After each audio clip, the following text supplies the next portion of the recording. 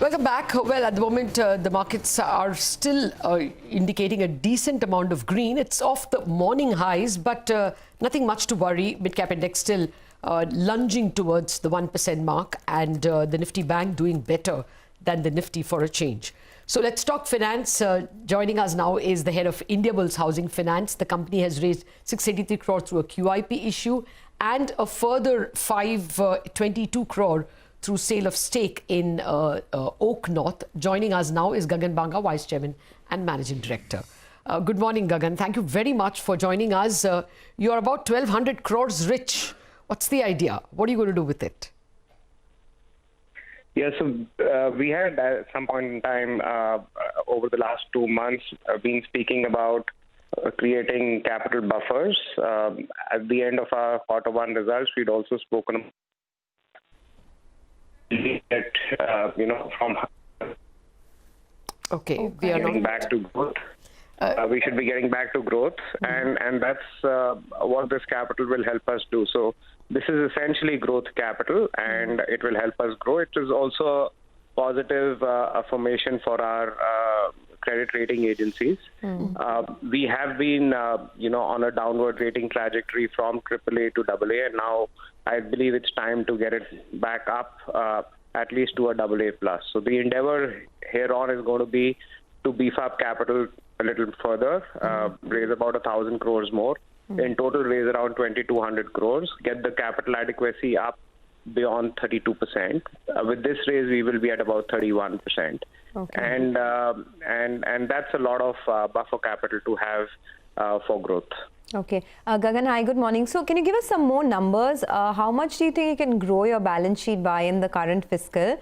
And, what kind of AUM growth are you expecting over and above what you've reported so far? Yeah, so far in the first quarter, we were flattish. Even the second quarter, we will be flattish. It's only from the second half that we are looking to grow. So the two strategies that the company will be adopting is it will continue to degrow its real estate developer book. We've, over the last 2 years, at a gross level, degrown it by 18,000 crores. In the first quarter, we did transactions of around 3,000 crores. Between now and September 30th, we have another about 2,100 crores lined up.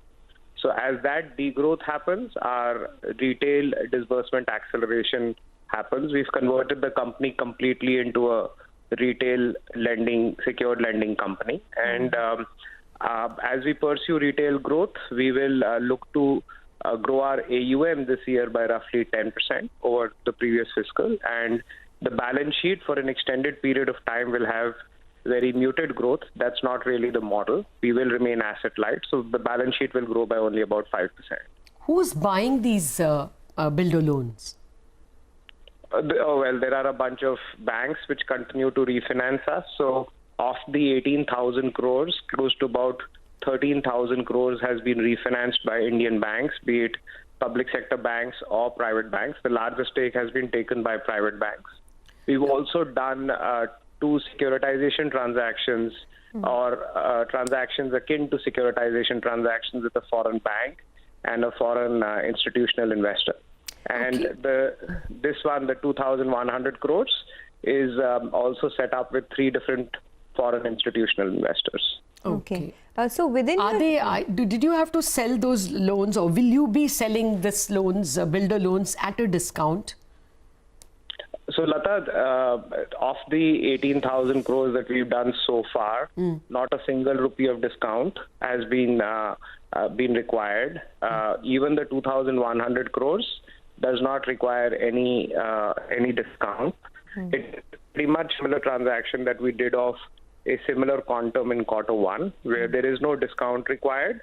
We do cede seniority on the cash flow, but we also get cash upfront, so it's sort of neutralizing one for the other, and we continue to have charge on the property. So there is no discount whatsoever that is required. These are prime properties with loan to values of in the ballpark of 50%, and cash flow covers to cover our loan, the incoming lender's loan, new money for construction, all of that by at least a margin of 50%. The other good thing, which is not only important for our balance sheet but for macro India, is that we are also raising, as we do these transactions. In the previous leg, we raised close to about 1,500 crores of monies for fresh construction to go into these projects for them to get completed. And this transaction also has a similar quantum of 1,500 crores.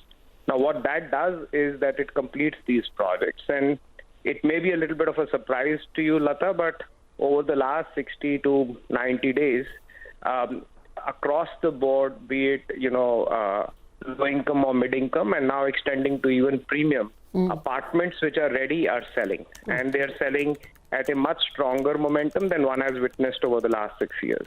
Okay. That's good to hear. Yeah. So within the retail business model, now that you're more retail focused, wanted to get some numbers there. 60% comes from home loans and 40% is loan against property, and that has been a bit of a tough segment to deal with. Do you see asset quality pressure in that segment?